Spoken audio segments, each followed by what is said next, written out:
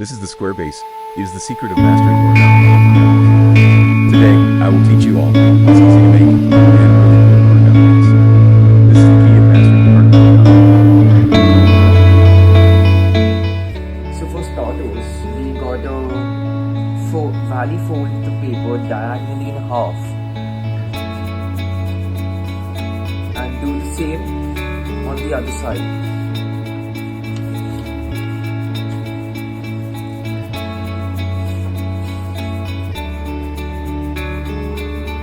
And make sure that the creases are really sharp or else we'll face problems moving on. Flip the paper and valley fold it horizontally, folding the paper in half.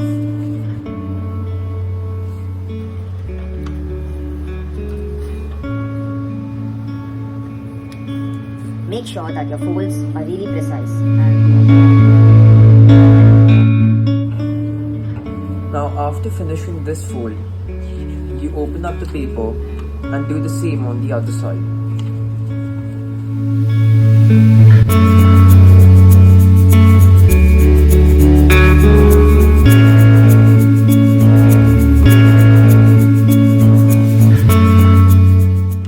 You rotate the paper so that the bottom corner is facing you.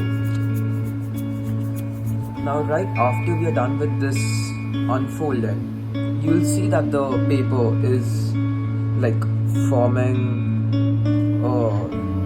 a point down on the bottom. Now moving forward, there are two ways of getting the square base. The first way is that you grab these 2 points over here, these 2 folds, 2 points. So you'll have 2 mountain folds and 2 valley folds here. You grab the mountain folds like that, you fold it down on the valley fold so that this fold aligns with this crease area like that, and same for this. And then you close in the paper, you'll get this base which is the square base.